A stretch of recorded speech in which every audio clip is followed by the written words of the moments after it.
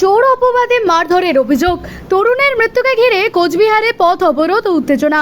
কোচবিহারের রানীবাগান সংলগ্ন তোরসা নদীর চর এলাকায় এক তরুণের মৃত্যুকে কেন্দ্র করে মঙ্গলবার তীব্র উত্তেজনা ছড়ায়। ঘটনার প্রতিবাদে স্থানীয় বাসিন্দারা রাস্তা অবরোধ করে বিক্ষোভ দেখান এবং টায়ার জ্বালিয়ে অভিযুক্তদের দ্রুত গ্রেপ্তার ও দৃষ্টান্তমূলক শাস্তির দাবি জানান। পরিবারের অভিযোগ, রবিবার রাতে মাঝের রাস্তায় একটি ভান্ডারার অনুষ্ঠানে বৃষ্টি শুরু হলে ওই তরুণ একটি বাড়ির সামনে আশ্রয় নেন। সেই সময় তাকে চোর সন্দেহ কয়েকজন আটক করে মারধর করেন। সোমবার সকালে তাকে এলাকায় একটি রাস্তা থেকে অসুস্থ অবস্থায় উদ্ধার করে প্রথমে কোচবিহার এমজে মেডিকেল কলেজ ও হাসপাতালে ভর্তি করা হয়। পরে শারীরিক অবস্থার অবনতি হলে তাকে বেসরকারি হাসপাতালে স্থানান্তরিত করা হয় এবং সেখানে সোমবার রাতে তার মৃত্যু হয়।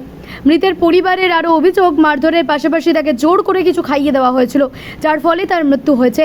অন্যদিকে স্থানীয় বাসিন্দাদের একাংশের দাবি, চোর অপবাদে অপমানিত হয়ে ওই তরুণ নিজেই কীটনাশক জাতীয় কিছু খেয়ে আত্মহত্যার চেষ্টা করেছে।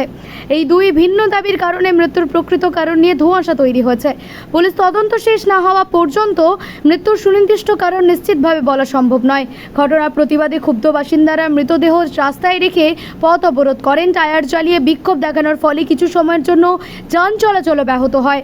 পরে পুলিশ ঘটনাস্থলে পৌঁছে পরিস্থিতি নিয়ন্ত্রণে আনে, অবরোধ তুলে দেয় এবং ঘটনার তদন্ত শুরু করে।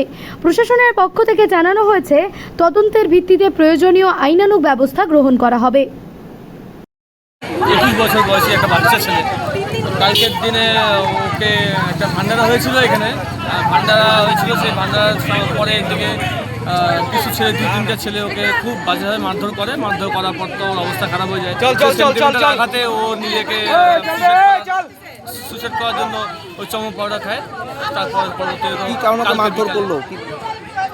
মারধর ওই রাতের বেলা ভান্ডারার সময় মারধর করেছে। এখন নিজেদের মধ্যে ছেলেপেলে সব মারধর করেছে। যারা মারধর তারা কি এখানকারই? হ্যাঁ, এখানকারই সব পাড়ার ছেলে। এই মারের জন্য কেউ আত্মহত্যা করলো? হ্যাঁ, সেন্টিমেন্টাল আঘাত পেয়েছে, সবার সামনে মার খেয়েছে। আর মার খেয়েছে মানে সেই রকমভাবেই মার খেয়েছে। হ্যাঁ, এখন আপনারা কি চাচ্ছেন, যেখানে একদম বডি রেখে আন্দোলন? যারা করেছে, যাদের জন্য হয়েছে, তাদের শাস্তি চাচ্ছি, তাদের গুরুতর অ্যারেস্ট চাচ্ছি। যেই করে হোক না তার শাস্তি। আমাদের অফিসার স্যার এসেছিলেন, উনি বললেন যে 24 ঘন্টার মধ্যে, এই বেলার মধ্যে ধরে দেবেন। হ্যাঁ, এটাতে আমরা বলেছি যে বডি এখন সৎকার করবে, বডি সৎকার করতে যাবে। যদি 24 ঘন্টার মধ্যে অ্যারেস্ট না হয়, আমরা আবার আন্দোলনে নামব। আপনার নাম? কল্যাণ কুমার রায়। এই জায়গাটার কি নাম? রানীবাগান। যে ছেলেটা মারা গেছে তার কি নাম? মানিক দাস। ওনাকে মারা হয়েছে, টর্চারিং করা হচ্ছে। ওকে রাত্রেবেলা 4:30 থেকে ওকে মারা হয়েছে। ওনাকে চমক খাওয়ানো হয়েছে।